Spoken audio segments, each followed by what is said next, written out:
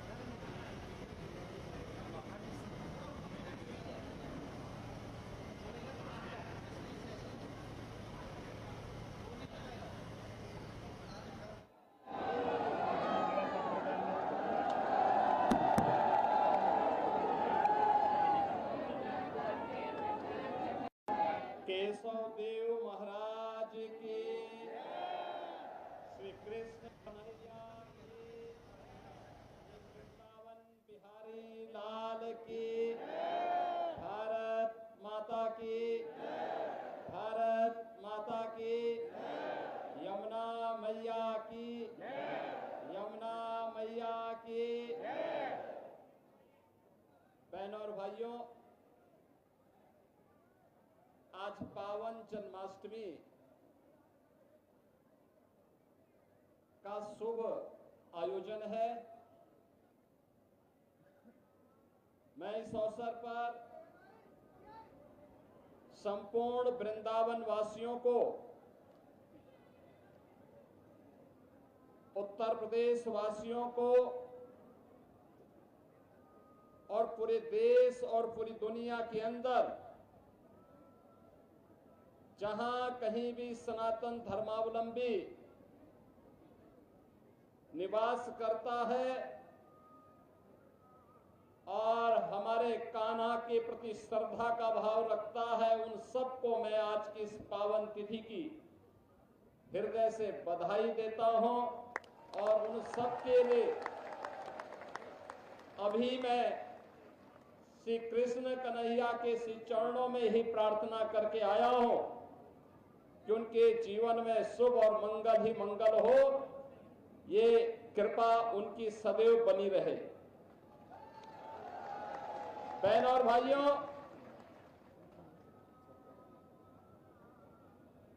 5000 वर्ष से भी पहले से ये ब्रजभूमि भगवान श्री विष्णु के पूर्ण अवतार के रूप में द्वापर में अवतरित भगवान श्री कृष्ण के पावन अवतार और लीला की भूमि के रूप में जानी जाती है। ये हम सब उत्तर प्रदेश वासियों का सौभाग्य है कि भगवान श्री विष्णु के जो अनेक अवतार हुए हैं, उन्होंने अपने अवतार से उत्तर प्रदेश की भूमि को बार बार कृतार्थ किया है। अगर अयोध्या से राम जन्मभूमि के रूप में जानी जाती है, तो हमारी मथुरा भगवान श्री कृष्ण के पावन अवतरण की भूमि है। भगवान श्री कृष्ण ने अपनी संपूर्ण लीला इसी ब्रज क्षेत्र में, यहां पर उनकी लीला को देखने जानने का सौभाग्य इस ब्रजभूमि को प्राप्त हुआ। आज भी यहां के रज रज में, कण कण में श्री कृष्ण की भक्ति, राधा रानी की शक्ति के दर्शन इस ब्रजभूमि में हम सबको होते हैं। जो भी कृष्णमय हुआ, उसने अपने जन्म और जीवन को धन्य कर दिया। बहन और भाइयों, ये हमारा सौभाग्य है कि मुझे पिछले 8-9 वर्षों से हर वर्ष 2 बड़े आयोजनों में यहां पर साक्षी बनने का अवसर प्राप्त होता है। जन्माष्टमी का पावन पर्व भी और बरसाना में रंगोत्सव के पावन आयोजन में भी। और इसीलिए हमारी सरकार ने तय किया कि हम लोग मथुरा, वृंदावन, बरसाना, गोकुल, बलदेव, गोवर्धन और राधा कुंड को तीर्थ के रूप में उसकी पौराणिक मान्यता को फिर से बहाल करेंगे। कि डबल इंजन की सरकार प्रधानमंत्री मोदी जी के मार्गदर्शन और नेतृत्व में इस पूरे अभियान के साथ पूरी प्रतिबद्धता के साथ लग करके अपनी आध्यात्मिक विरासत के संरक्षण के लिए और श्रद्धालु जनों की सुविधा के लिए अत्याधुनिक विकास के लिए प्रतिबद्ध है। ब्रज क्षेत्र के विकास के लिए ब्रज तीर्थ विकास परिषद यहां पर कार्य कर रहा है। सभी माननीय हमारे जनप्रतिनिधिगण मार्गदर्शन दे रहे हैं और कृष्ण कन्हैया की कृपा जो है यह क्षेत्र विकास के नित नए प्रतिमान को स्थापित कर रहा है। आज उत्तर प्रदेश अपनी आध्यात्मिक विरासत और अत्याधुनिक विकास के लिए देश और दुनिया के अंदर एक नए प्रतिमान को स्थापित कर रहा है। और आज ये मेरा सौभाग्य है कि जन्माष्टमी के अवसर पर मुझे स्वयं कहना कि इस पावन जन्मस्थली पर आने का सौभाग्य प्राप्त हुआ है।